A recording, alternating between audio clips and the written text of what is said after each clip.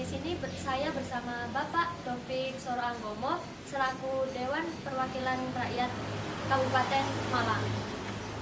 Selamat siang Pak. Selamat siang, ya bisa dibantu. Perkenalkan nama saya Inas.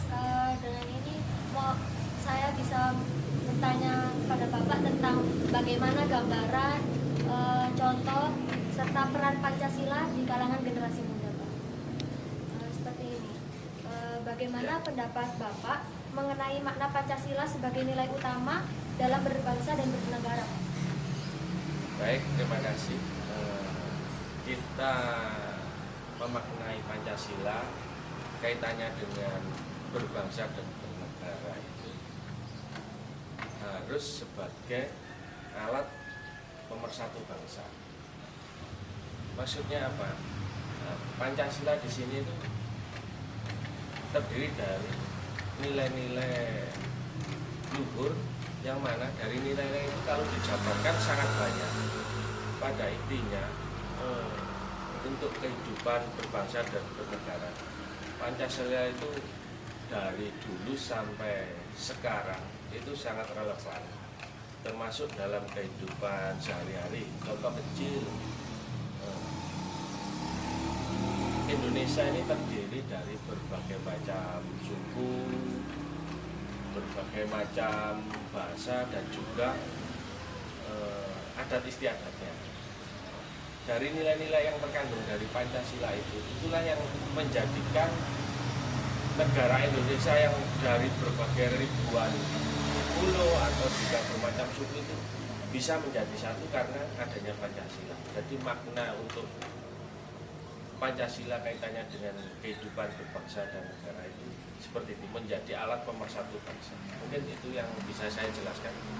Selanjutnya, bagaimana pendapat Bapak mengenai Pancasila pada zaman sekarang, di era modern seperti sekarang? Kalau dikaitkan dengan pada zaman sekarang seperti ini, saya kira itu masih tetap relevan dan juga mengikuti perkembangan saat ini. Pancasila harus bisa menjadi benteng, dalam arti itu benteng untuk rakyat Indonesia dari arus masuk dari luar atau banyak negara yang lain yang kiranya nanti paham-paham atau asas yang dari luar itu tidak sejalan atau tidak cocok, dan juga yang lebih buruk lagi malah bisa merusak kehidupan bernegara di negara kita. Jadi dalam kehidupan yang sekarang ini masih tetap kita butuhkan dan juga sangat penting apa yang terkandung di dalam Pancasila itu kaitannya dengan nilai-nilainya sangat baik dan juga bagus untuk memfilter hal-hal yang buruk. Contoh mungkin dari paham yang mungkin kita sudah dulu lalui, paham komunis salah satunya seperti itu, ataupun juga sosialis kapitalis yang kalau diterapkan di negara kita sangat tidak cocok dan sangat bertentangan. Mungkin itu. Selanjutnya, seiring berkembangannya zaman yang semakin cepat dan kemajuan teknologi juga semakin maju, terus bagaimana menurut Anda generasi muda ini bisa menyesuaikan dengan seiring perkembangannya zaman ini, Pak? Mohon diulangi lagi. Begini, Pak. Seiring berkembangannya zaman yang semakin cepat dan kemajuan teknologi informasi yang tidak terbendung nih, Pak, menurut Anda bagaimanakah cara generasi muda memaknai Pancasila? Baik. Kaitannya dengan perkembangan zaman dan pesatnya teknologi dikembalikan dengan generasi muda. Karena kalau memang perkembangan itu kita tidak bisa istilahnya menyerap atau mengaplikasikan dalam kehidupan sehari-hari, nanti pada akhirnya atau pada ujungnya bisa menghasilkan suatu produk dari generasi muda atau output generasi yang malah jelek atau buruk. Kalau kita tidak bisa bijak lah dalam mensikapi perkembangan teknologi. Contoh aja, kalau generasi muda sekarang katakanlah pakai bermedia sosial, contoh Facebook, Twitter, ataupun yang lainnya seperti WhatsApp atau kenapa kita harus bijak?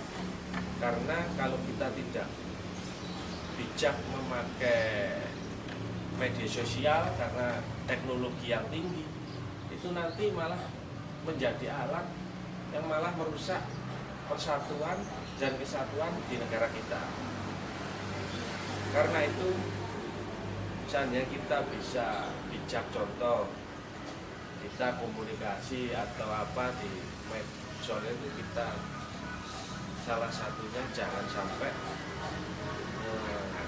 memberikan bahasa-bahasa yang memprovokatori atau informasi yang sebenarnya kita kelola sehingga menjadi suatu informasi yang keliru atau salah. Jadi pada akhirnya diterima orang atau masyarakat lain itu informasi yang keliru. Itu yang harus kita sikapi untuk kaitannya dengan kemajuan teknologi bermedia sosial, utamanya buat generasi muda. Itu aja. Selanjutnya, apakah ada cara efektif agar generasi muda lebih mudah dalam memahami nilai-nilai Pancasila? Nah ini mungkin kalau dikaitkan dengan pemuda, salah satu cara yang efektif yang juga sudah mungkin dari dulu itu sudah dilakukan, mungkin sampai sekarang pun itu juga masih sangat bagus dan relevan, seperti contoh kegiatan kepramukaan. Nah di situ dari kegiatan kepramukaan itu yang mana di dalamnya isinya itu jiwa-jiwa saling tolong menolong, ada rasa persaudaraan dan juga saling mengasihi. Mana yang perlu dibantu kita saling membantu, itu salah satu contoh atau alat yang efektif untuk mendidik dan juga memupuk rasa untuk generasi muda itu bisa memahami atau memaknai Pancasila ini secara efektif. Mungkin salah satunya itu kegiatan kepramukaan atau juga bisa juga kegiatan kepemudaan yang lainnya yang sifatnya itu kita bersosialisasi bersama-sama dengan berbagai macam anak muda berkumpul, yang mana kegiatannya itu memberikan suatu hasil yang baik dan positif, utamanya bagi kegiatan berbangsa dan bernegara. Mungkin itu. Yang terakhir Pak, apakah ada pesan untuk generasi muda sekarang dalam memaknai nilai Pancasila itu sendiri? Ya, saya harap karena generasi muda ini sebagai generasi penerus bangsa dan juga ujung tombak negara, di mana kompetisi antar negara ini sangat besar di era keterbukaan sekarang ini. Saya berharap generasi muda itu selalu bisa menjadikan Pancasila itu pegangan dalam kehidupan sehari-hari. Contoh, saling menghargai sesama teman, saling menghormati sesama teman, dalam arti apapun itu kepercayaannya, agamanya, sukunya, atau bahasanya, dimanapun tempatnya kita harus bisa saling menghargai dan saling menghormati. Mungkin itu pesan yang bisa saya sampaikan. Dan satu lagi, di era yang sekarang, di era keterbukaan dan teknologi yang sangat maju, satu hal yang prinsip